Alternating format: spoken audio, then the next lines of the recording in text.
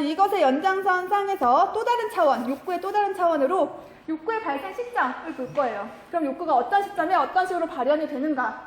그리고 각각의 시점을 나누어서 분석하는 데 의미가 있대요. 그래서 저희가 각각 나누어서 어떤 식으로 분석을 하고 그런 예제들이 뭐가 있는지 좀 말씀을 드리도록 할게요.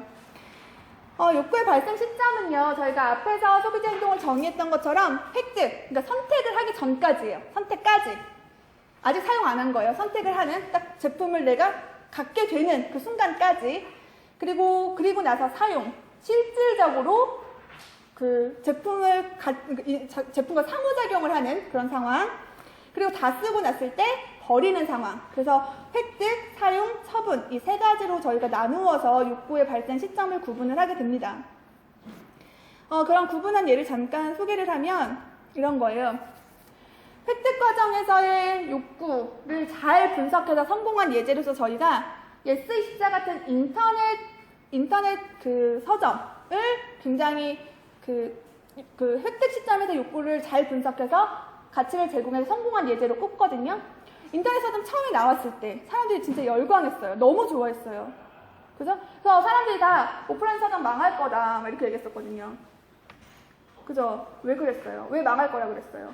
왜 사람들이 인터넷 서점을 그렇게 좋아한 거죠? 싸요. 또 빨리 와요. 또 사실 제가 원래 책을 사려고 그러면 어떻게 해야 돼요? 그리고 직접 가요. 그죠? 가서 들고 와야 되는데 저의 노력이 굉장히 많이 줄어들었죠. 직접 가는 거, 시간, 에너지, 그리고 심지어 가격까지 싸니까 제가 들여야 하는 많은 노력 비용들을 줄여줘서 사람들이 와 이거 획기적이다 이렇게 얘기한 거예요. 노력을 확 줄였는데 똑같은 제품이 오는 거잖아요. 그런 의미에서 획기적이야 이렇게 얘기를 했어요. 사람들이 너무너무 열광하니까 모두가 다 그거와 굉장히 유형이 다른 기존의 유형이었던 오프라인 서점은 사라질 거야 이렇게 얘기했거든요. 사라졌나요?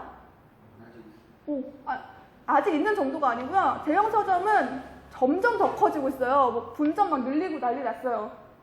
왜 아직 안 죽었을까요? 똑같이 획득 상황에서 욕구를 잘 분석했다고 평가가 돼요. 그쵸? 저희 지금 인터넷 서점은 비용을 엄청 줄였죠. 그래서 소비자들이 가치 있는 방법이야, 획득 방법이야 이렇게 생각하는 거예요. 오프라인 서점은요? 어떻게 차별화했을까요? 읽을 수 있는 공간을 마련했어요.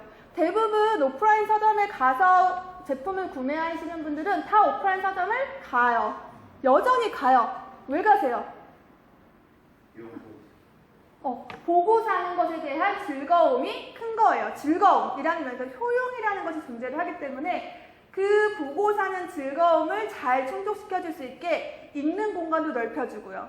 예전보다 그 진열장 사이가 굉장히 멀어졌어요. 그 이유가 예전에는 그냥 골라가는 자리였다면 지금은 그 자리에 서서 책을 더 오래 볼 수 있도록 도와주고 있고요. 또 한 곳에는 읽을 수 있는 소파 같은 거 마련해서 편안하게 앉아서 읽을 수 있는 공간도 마련해줬고요. 또 대형 서점은 그거밖에 없나요? 더 뭐 없나요? 커피숍. 왜 커피를 만들었을 것 같으세요? 구경하다 보면 배가 고파요. 목마르고. 그러면 구경하는 즐거움을 배가시켜준다는 면에서 그런 카페테리아가 필요한 거예요. 또 펜시, 그죠? 문구 같은 것도 들어와 있는데 그런 거 보시면 제가 이거저거 보다가 사실 책만 보면 좀 지루하단 말이에요. 그러면 중간에 또 약간 머리 식히러 이런 펜시점도 구경하고 다시 또 책 보고 이런 것들이 원활하게 되도록 그런 요소를 강조하고 있어요. 인터넷 서점은 비용을 강조해서 획득 상황에서 발생하는 비용을 확 줄여주면서 가치가 높다라고 평가되고 있고요. 오프라인 서점은 반대로 효용을 잘 분석해서 획득 상황에서 발생할 수 있는 효용을 굉장히 크게 강화해가지고 가치가 있다고 평가되는 형태로 발전하고 있어요. 그러니까 동네 서점이 굉장히 살아남기가 힘들죠. 지금 보시면 획득 상황에서 즐거움을 강조하려면 굉장히 많은 비용이 들어요. 공간도 필요해요. 그죠? 카페테리아도 있어야 되고 펜시도 있어야 되고 여러 가지 준비해야 된다면 그런 비용들 때문에 동네 서점은 굉장히 어려울지 모르지만 대형 서점은 굉장히 크게 성장하고 있고요. 동네 서점도 그것과 유사하게 발전하려고 최근에 노력하고 있다는 것을 가끔 뉴스를 통해서 봐요. 요즘 혼술, 혼밥 이런 거 유행이잖아요. 맥주를 마시면서 책을 읽을 수 있는 서점. 그러면 획득 상황에서의 즐거움을 특정 상황이긴 하지만 배가시켜준다는 면에서 의미가 있고요. 그럼 대형 서점에서 사실 그렇게 하지 못하잖아요. 그래서 동네 서점에서 이제 그런 식으로 획득 상황에서의 즐거움을 강조하면서 오프라인 서점으로서의 특성을 살려가고 있는 거죠.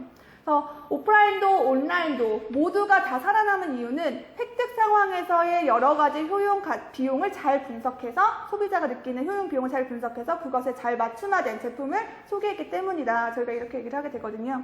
그래서 획득 상황에서 소비자가 겪고 있는 비용은 뭔지, 효용은 뭔지 이런 것들을 저희가 분석을 해볼 수가 있겠다. 이렇게 말씀드릴 수 있고요. 또 하나의 예를 하나 보시면서 이건 어떻게 획득 상황에서의 효용을 아니면 비용을 강화하거나 줄여줬는지 한번 얘기를 해보죠. 우리 결합상품은요 하나도 안 복잡해요. 일단 몇 장만 보여드리면서 설명드릴 테니까요. 하나 둘 셋 넷 다섯 이게 끝이 아닌데 계속 나오네. 복잡한 결합상품은 끝났다. 쿡과 쇼가 만나 쿡 3개 3만원 쇼 반값. 쿡 앤쇼. 이건 어떻게 해준 거예요? 뭘 강조하는 거예요? 우선 광고의 내용. 가입이 간편해요. 어떤 면에서 가입이 간편한 거죠? 서류가 많아서? 서류가 많이 찾는 거예요. 응? 전화로 된다고. 전화로 된다는 거? 그쵸. 따로 신청 안 해도 되고 한 번에 신청 가능하다. 네. 결합상품 얘기를 하고 있는 건데요. 결합상품 한번 가입해보신 적 있나요? 그쵸. 가입 한번 해보신 경험 아니면 오늘 집에 가서 한번 검색을 해보세요. 가입하러 들어가시면 결합의 유형이 굉장히 다양해요. 그리고 그 결합의 조합에 따라서 가격이 굉장히 다양해요. 근데 소비자 입장에서 그것을 비교평가하기가 너무 힘들어요. 이제 이 광고 보시면 결합상품 할 때 이런 거 저런 거 막 서로 날리잖아요. 이런 거 저런 거 비교해보려는데 너무 힘들었지? 그만큼 힘들었다는 걸 표현해주고 있는 거고요. 우리는 안 힘들어도 엄청 간단해. 몇 개 묶어서 몇만 원. 엄청 단순한 가격 구조를 가지고 제시를 한다. 그래서 선택을 하기가 쉬워. 이렇게 얘기해 주는 거거든요.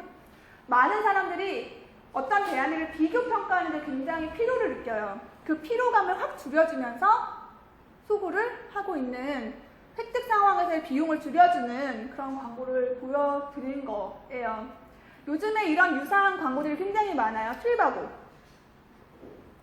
뭐 강조하죠? 호텔이 다 같은 호텔이 아닙니다. 똑같은 호텔도 다른 가격으로 제시가 되고 있어요. 그쵸? 가격 비교뿐만 아니라 여러 가지 별점이나 리뷰를 통해서 최적화된 대안을 선택하는 데 도움을 줘 얘기하잖아요. 그게 획득 상황이에요. 아직 구매하기 전이죠. 구매 전에 호텔을 비교평가하는 데 너무 복잡한 과정인 거예요. 그것을 단순화해줬어. 이렇게 언급하면서 각광을 받고 있는 그런 서비스인 거죠. 그런 면에서 획득 상황이라는 것을 저희가 볼 수 있다 말씀을 드린 거고요. 다음은 사용 상황이에요. 소비자가 사용할 때 어떤 문제가 있는가, 어떤 욕구가 있든가, 어떤 불편함이 있는가, 그 불편함을 해결해주면 그 제품은 되게 좋은 제품이 돼요. 이거 잘 보이시죠? 그쵸? 세탁기. 이 세탁기 사용 상황에서의 단점은 뭘까요? 사용. 제가 직접 쓰는 거예요. 그럴 때 어떤 단점이 있어요? 썰을 뺄 때 이제 안에서 이제 빼야 되니까 많이 좀 빨리 수행했는데. 맞아요. 되게 많이 도와주시나 봐요, 집안일을. 왜냐면 이걸 직접 안 해보신 분들은 잘 모르시더라고요. 그래서 실제로 자취하는 학생이나 예전에 써서 부모님 도와드린 경험이 있거나 와이프분이나 이런 도와드린 경험이 있는 분들이 이 단점을 굉장히 잘 아시는데요. 말씀하신 빨래 꺼낼 때가 제일 불편함이 커요. 이제 지금은 제가 잘 도와주시나 봐요 이렇게 말씀드렸지만 대부분 주 사용층에 맞춰서 저희가 설명을 해보면 주 사용층이 누구예요? 주부는 등치가 어때요? 옆으로 말고 위로 상하로 위가 어때요? 키가 별로? 아직은 그렇게 크지 않죠. 크지 않은데 우리나라 소비자들은 굉장히 큰 세탁기를 좋아해요. 대용량. 왜 대용량 좋아해요? 한 번에 맞죠? 진짜 몰아서 일주일치 몰아서 빠지진 않으실 것 같은데 그쵸? 되게 재밌는 게 저희 가족은 더 핵가족화됐잖아요. 가족 수는 줄었는데 세탁기 용량은 더 커졌어요. 맞아요. 왜 그래요? 왜 그럴까요? 엄마가 진짜 막 2주씩 막 모아서 마시는 거예요? 그러시진 않을 텐데. 맞아요. 이불 빨래. 우리나라는 식구가 아무리 줄어도 큰 세탁기가 필요한데 그 이유가 이불 빨래를 집에서 하기 때문이에요. 외국은 얘기 들어보니까 카페트나 이불 같은 거는 세탁소에서 빨아가지고 그 큰 세탁기에 대한 필요성을 별로 못 느낀대요. 근데 우리나라 엄마들은 다 집에서 이불 빨래 하잖아요. 이불도 막 두꺼운 거, 얇은 거, 뭐 종류별로 다 있는데 그래서 그 빨래를 소화를 하려면 큰 세탁기가 필요한 거죠. 그래서 이제 세탁기는 큰데 엄마는 조그매요. 그러니까 저 빨래를 꺼낼 때 문제가 더 커지는 거예요. 옛날에는 이런 거 사용하실 때 엄마들이 이렇게 그 목층같이 계단 같은 거 놓고서는 이렇게 꺼내고 막 이랬거든요. 실제로 이런 세탁기가 많이 보급됐을 때 그 세탁기에 빠지는 사고가 굉장히 많았대요. 빨리 꺼내다가 균형을 이렇게 거꾸로 딱 빠지는 거예요. 그럼 이제 이렇게 세울 수가 없잖아요. 세탁기가 깊으니까. 근데 그런 불편함이 가장 크게 사용 상황에서 생기는 불편함이었대요. 요즘에 그런 사고 별로 없죠. 세탁기 유형이 좀 바뀌었어요. 그죠? 이렇게 바뀌었어요. 우리 엄마 빨래 꺼내다가 빠졌어요. 이런 거 없어요. 그죠? 이 세탁기도 똑같이 사용을 할 때 불편한 점이 있어요. 무릎이 아프면. 어머, 젊으신데. 어떻게 하셨지? 그쵸? 또 주부 대상으로 주부들이 관절 같은 데는 별로 안 좋잖아요. 나이도 좀 드시고 그러면 저를 꺼낼 때 쭈그리고 앉아야 돼서 허리에 부담이 많이 가는 게 문제였대요. 그래서 왜 엄마들 그냥 앉을 때도 아이고 뭐 이렇게 앉으시잖아요. 그래서 그런 것들이 이제 관절이 안 좋은 건데 이제 빨리 꺼낼 때는 어쩔 수 없이 앉아야 되는 그런 상황이 생기는 거죠. 또 외국 같은 경우에는 이 드럼 세탁기를 이렇게 상단에 위치하게 놓게 되는 그런 구조들이 있는데 우리나라는 대부분 세탁기가 바닥에 붙어 있잖아요. 그러니까 이제 그 문제가 더 커지는 거죠. 그래서 앉아서 빨래를 꺼내면 허리가 아프다라는 단점이 있어요. 사용 상황에 이런 두 가지 단점이 있네요. 이것들을 해결해준 그런 제품들이 있습니다. 보시면 쭈그리고 쭈그리고 쭈그리고 쭈그리고 쭈그리고 왜 맨날 내가 쭈그려? 그래서 올렸습니다. 올리고 올리고 지금도 허리도 올리고 허리가 좋아하는 클라스의 드럼업. 이제 쭈그리지 마세요. 보시면 클라스에서 나온 이 제품이고 사실 이 제품이 처음 나온 데는 일본이에요. 일본 산요에서 나온 제품이고 지금 보시면 이 모양이 거의 똑같죠. 처음에는 클라스가 이걸 직수입해가지고 이제 팔다가 나중에는 이제 아예 제작을 해갖고 생산을 해서 판매를 하고 있는 그런 상황이고요. 이 제품이 이제 일본도 우리나라랑 살짝 시점 비슷한 거예요. 엄마의 체구는 작은데 이제 세탁기는 커가지고 똑같은 문제가 있었고요. 똑같은 문제를 해결하기 위해서 서서 빨래를 꺼낼 수 있는 드럼 세탁기이지만 통을 이렇게 눕혀가 45도로 기울여가지고 만든 그런 제품이래요. 사실 이게 기술적으로 좀 힘들다고 하더라고요. 이게 모터가 도는 거잖아요. 근데 수평으로 이렇게 도는 거랑 45도로 기울여서 도는 거랑 45도로 기울 때 이게 원심력이 크게 작용하나 봐요. 그래서 이게 기술적으로 되게 어려운 기술이라고 하더라고요. 이 당시에 이 제품 만들었던 당시에. 어쨌거나 그 기술을 실현을 해서 이 제품을 만들어서 이 제품이 출시한 그 해의 올해의 히트 상품이었대요. 일본에서. 그리고 이제 올해의 히트 상품이니까 이걸 그대로 이제 클래스에서 가지고 와서 이제 우리나라에 와서 판매를 한 거죠. 사실 클라스보다 더 브랜드 파워가 강력한 그런 브랜드가 이 제품을 가지고 왔으면 더 성공을 했을 것 같아요. 이제 클라스 자체가 제품 시장에서 그렇게 입지가 견고하지가 않으니까 성공의 정도로 판단을 하면, 특히 마켓 쉐어로 판단을 하면 크지 않을 수 있지만 실제 클라스가 생존하고 그 회사를 유지하는데 이 제품 굉장히 큰 도움이 됐답니다. 그래서 이제 그런 의미에서 의미를 찾는 거고요. 이런 경사형 드럼 세탁기가 사용 과정, 그래서 굉장히 작은 과정이잖아요.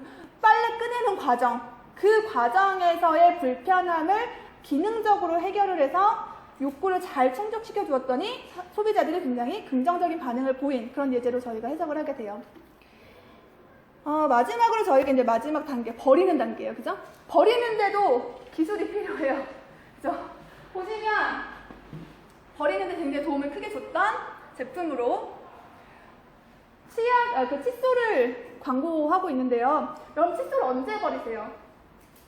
이가 벌어요. 다들 솔이 벌어지면 버린다 이렇게 말씀하시거든요. 솔이 얼만큼 벌어지면 버리세요? 손으로 이렇게 해볼까요? 원래 이게 새 거잖아요.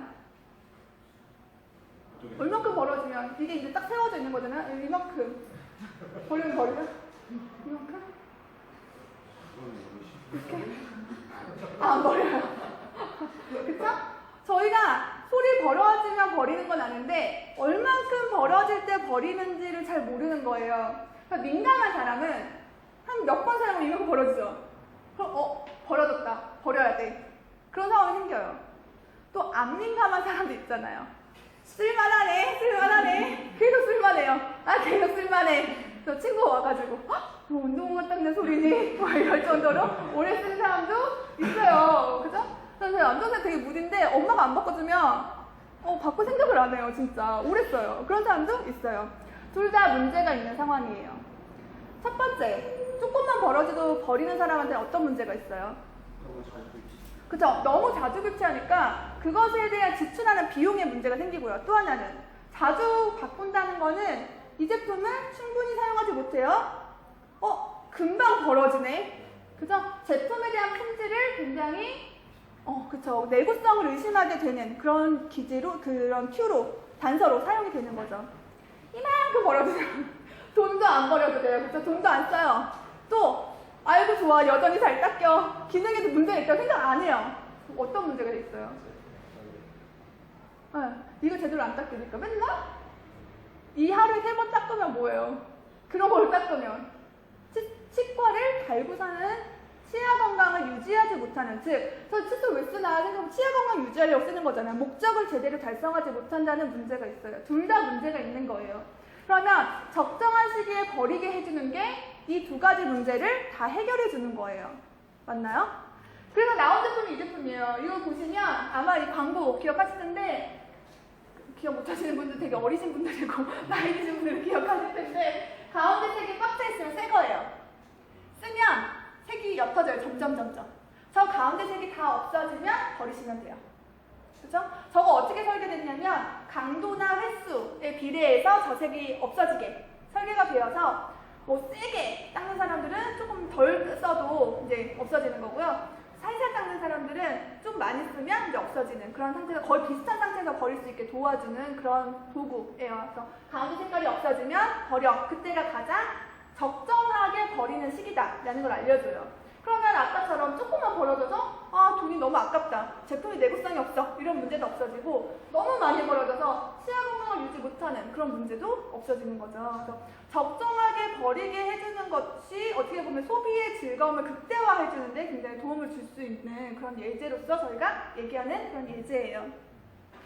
그래서 이런 예제들도 있고, 또 하나 제가 예제를 보여드릴 텐데, 사실 이 예제는요, 마지막에 밑에 이렇게 글자가 나오거든요. 거기서 열심히 보셔야 돼요. 글자를 보시면서 이게 왜 처분을 도와주는 건가 한번 고민을 해보세요.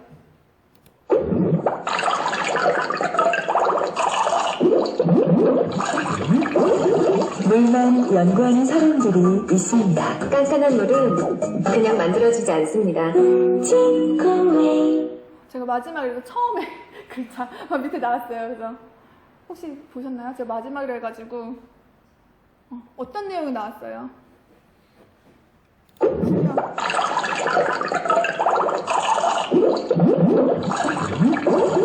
물만 연구하는 사람들이 있습니다. 그쵸? 아까 밑에 뭐 나왔어요? 보상 판매 나왔죠? 보상 판매가 또 처분을 버리는 데 도움이 돼요. 그러니까 처분하는데, 버리는데 도움을 줘요. 어떤 면에서 도움을 줄까요? 신제품을 교체를 해요. 보상 판매가 원래 뭐죠? 원래 뜻. 원래는 보상 판매가 뭐예요? 사용하고 있던 제품이 오버하고 이래서 새 제품을 구매하는데 그 가격표를 좀 비시를 해주고 그 제품 기존 썼던 거를 회사에 가져가는 거고 처분하는 데 문제 있고. 그쵸. 그래서 지금 말씀해 주신 게 딱 정확한 보상 판매의 정의예요. 제가 새로운 신제품으로 교체를 하면서 기존 제품을 회사에 반납하고 그에 상응하는 금전적인 혜택을 조금 보는 그런 형태로서 보상 판매가 가장 많이 발생을 하는데요. 이게 왜 처분을 도와줄까요? 지금 말씀해 주신 두 가지가 있어요. 버리는데 내가 수고를 안 들여도 돼 라는 면도 있고요. 또 하나, 금전적으로도 이익이 돼요. 근데 사실 여러분 잘 들여다보시면 그 금전적 혜택이 별로 크지 않아요. 제가 그냥 중고로 판다 해도 그거보다 많이 받을 때도 많은데, 저 보상 판매로 사람들이 굉장히 많이 제품을 교체를 한대요. 근데 그 금전적 보상이 그 한 번에 해결되니까 뭐 여러 번을 내가 그거 하지 않아도 돼 라는 장점이 될지는 몰라도 정말 돈으로 내가 굉장히 많은 보상을 받지는 사실 않거든요. 그래도 사람들은 되게 그런 제도를 좋아해요. 뭐 이런 보상 판매가 굉장히 많이 일어나는 그런 제품군들이 있어요. 물론 핸드폰을 제외하고, 핸드폰은 이제 너무 이제 경쟁이 치열해서 그렇게 되는 거기 때문에 그 핸드폰을 제외하고 보상 판매가 굉장히 많이 일어나는 제품군.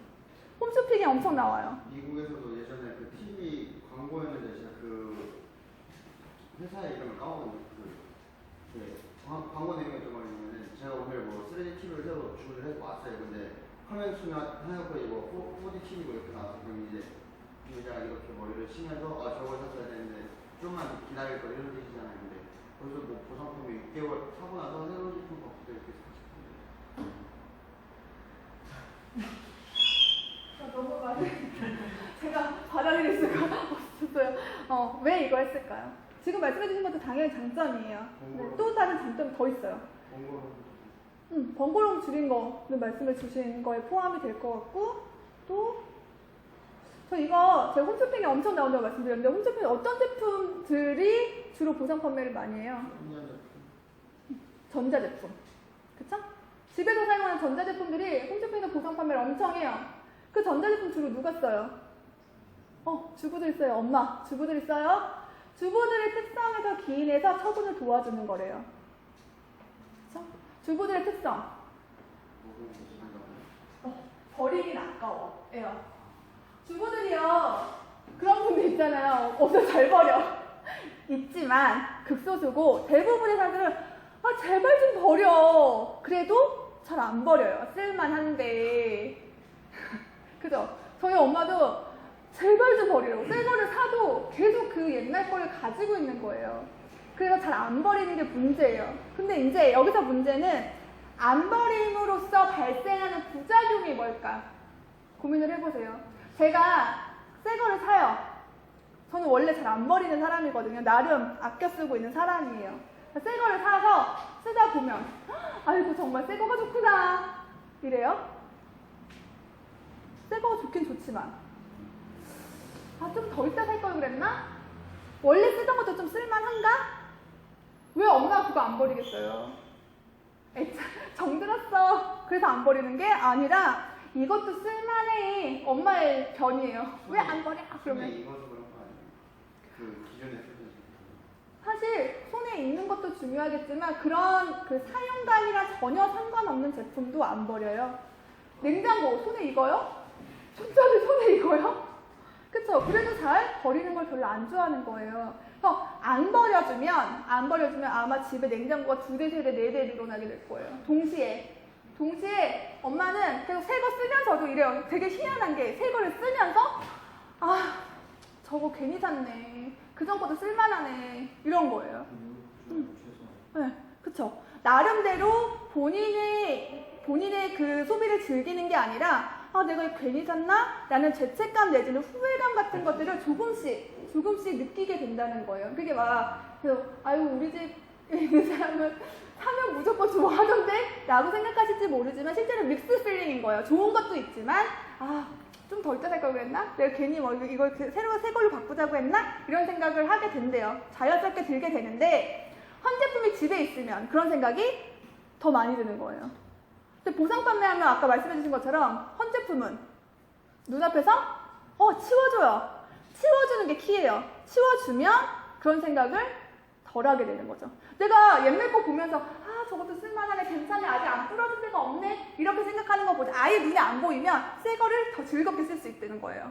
그죠? 그런 의미에서 처분을 도와주는 보상 판매가 처분을 아주 말끔하게 내가 드는 죄책감이 딱 사라지게 하는데 좋은 의미가 있답니다. 보상 판매할 때 요즘에 되게 애매하게 보상 판매하는 것 중에 하나가 보상 판매라고 걸어놓고 그 제품 있잖아요. 쓰던 제품의 처분 여부를 소비자한테 선택하게 하는 경우가 있어요. 치워달라고 하면 치워주고 그냥 쓰겠다고 하면 2대를 그냥 놔두는 거예요.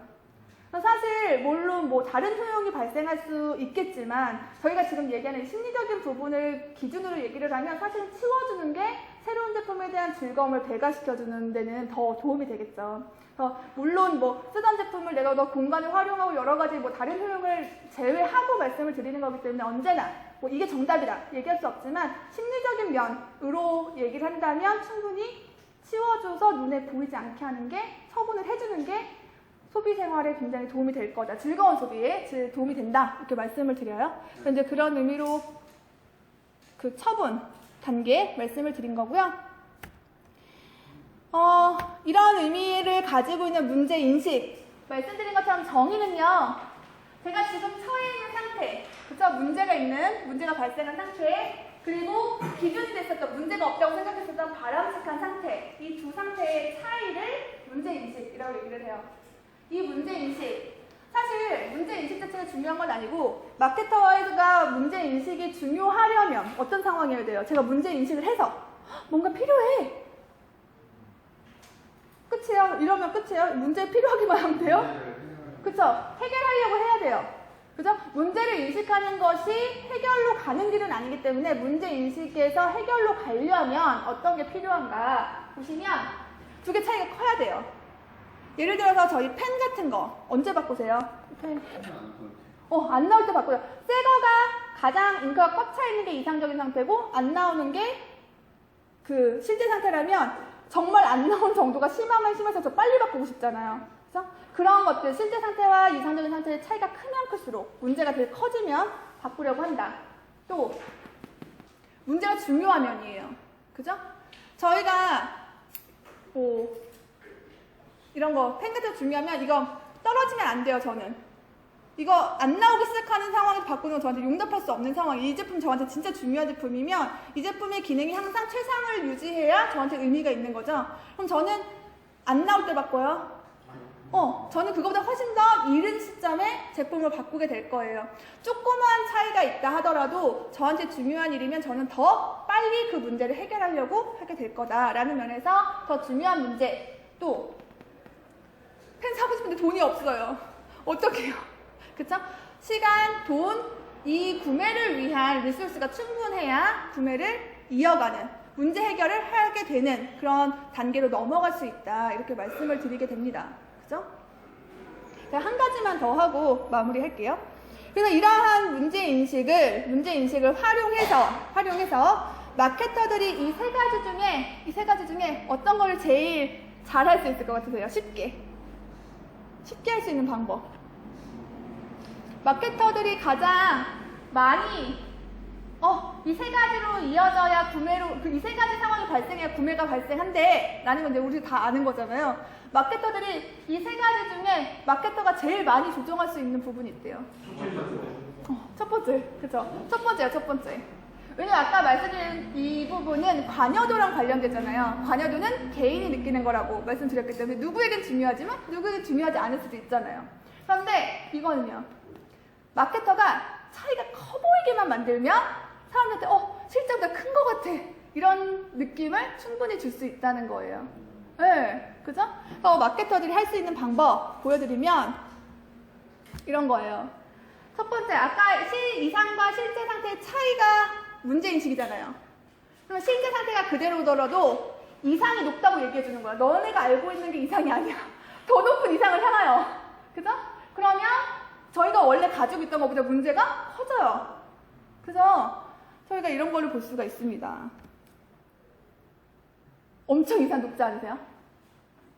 저도 저한테만 높아서. 그죠? 이런 것들이 우리가 몸이 좋아. 다 머릿속으로 생각하시는 게 기준이 있으실 텐데 이거보다 극단적인 예를 보여주면 훨씬 더 높은 목표를 가지고 있어야 되네. 내가 나 지금 나보다 훨씬 더 높은 목표에 있는 사람과 비교해서 그 차이를 크게 느끼면 운동을 해야겠어. 이런 생각을 하게 되는 거죠. 제가 또 외국 광고인데요. 좀 광고가 약간 엽기적이면서 재밌어가지고 가져온 거 하나 보여드리면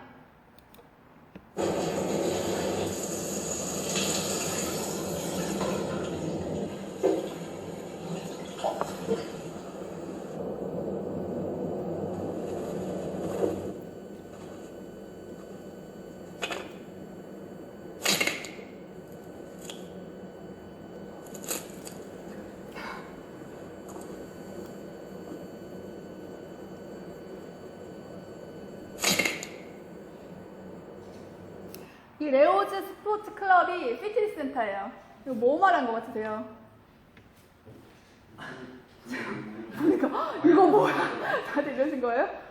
저 엉덩이를 호두까기 한 거예요. 그래서 엉덩이 근력을 만들어줘가지고 이게 근력이 우리 힙업 이런 거 많이 하잖아요. 그런 거를 어떻게 보면 아주 극단적인 높은 기준을 보여준 거죠. 저만 재밌나요? 다들 이거 무슨 광고야? 막 이런 표정으로 보셔서. 그래서 굉장히 높은 기준을 보여주는 것 자체가 실제 상태 하나도 안 건드렸잖아요. 그래도 사람들은 충분히 문제 크기가 커졌다 이렇게 느끼게 해주는 거래요. 또 한 가지 방법이 있겠죠. 지금 이 두 가지 때문에 문제를 느끼는 거니까 나머지 하나 방법은 어떤 거예요? 실제 상태를 다 그쵸. 실제 상태를 이상은 그대로 있다라도 실제 상태가 안 좋다는 걸 보여주는 거예요.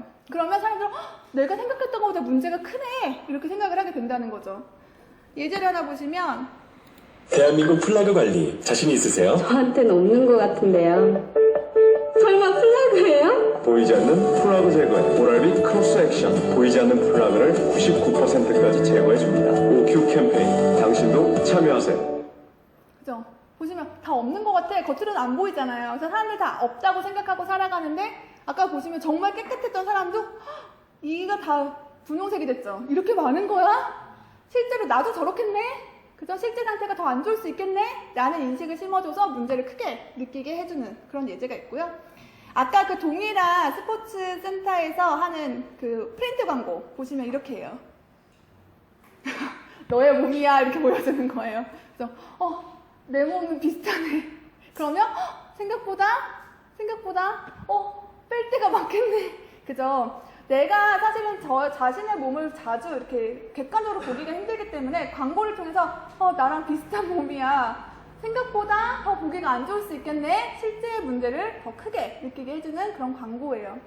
동일한 스포츠 센터인데 하나는 이상을 강조해서 소구를 하고 있고요. 하나는 실제를 강조해서 소구를 하고 있는 거죠. 문제가 더 커 보이게 하는 방법이에요. 방법인데 하나 있어요. 하나 남았어요. 뭐가 있을까요? 힌트 드리면 성형.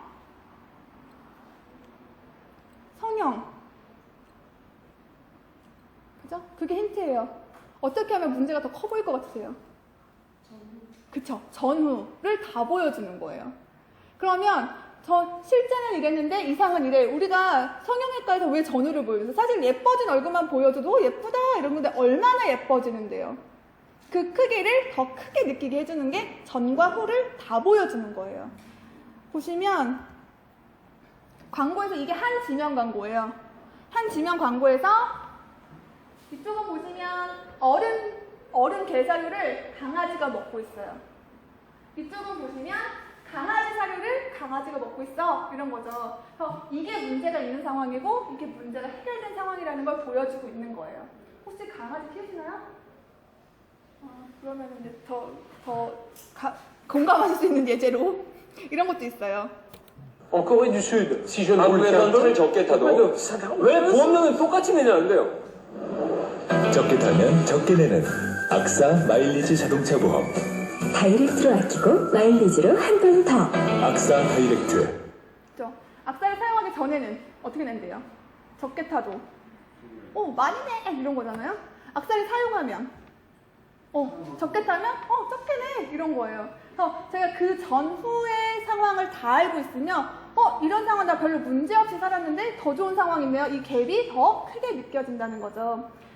이런 거 외에도 그 뷰티 광고들 있죠. 화장품 광고들 보시면 비포 애프터를 굉장히 많이 보여줘요. 사용하기 전에 이랬는데 일주일 사용하시면 얼굴 블링블링해지는 그런 것들을 왜 보여줄까 생각해보시면 전 상태와 후 상태의 비교가 이 차이를 극명하게 보여주는데 굉장히 효과적이다 이렇게 얘기를 해볼 수가 있죠.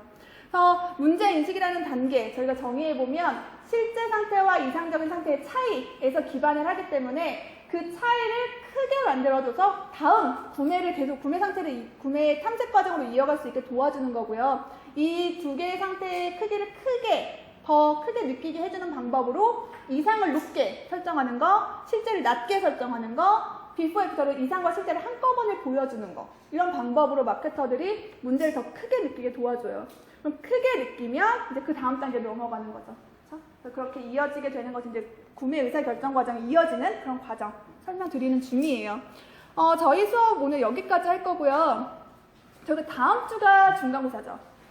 그래서 다음 주 중간고사에서 저희 여기까지가 시험 범위예요. 오늘 배운 데까지 시험 범위고요. 저희가 시험 범위 수업에서 다뤘던 내용 모두 다라고 생각하시면 돼요. 수업에서 발표하신 걸 제외하고 다뤘던 내용들 모두가 다 시험 범위고요.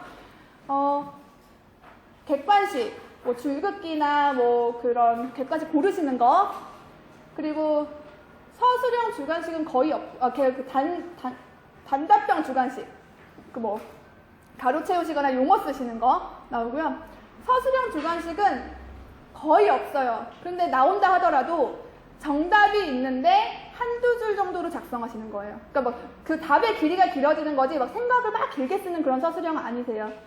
정답이 있는데 뭐 한 문장이나 두 문장으로 간단하게 쓰실 수 있는 그런 문장의 시험 유형이 출제가 될 거고요.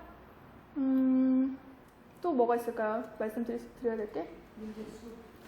문제수는 제가 문제수는 정해놓지 않아서 아직 출제 안 해서 정해놓지 않았지만 저기 1시간 시험이잖아요. 그러면 그냥 착착착착 푸신다고 가정했을 때 30분에서 40분이면 다 해결하고 나가실 수 있어요. 그 정도 시간과 난이도를 가지고 출제를 해요.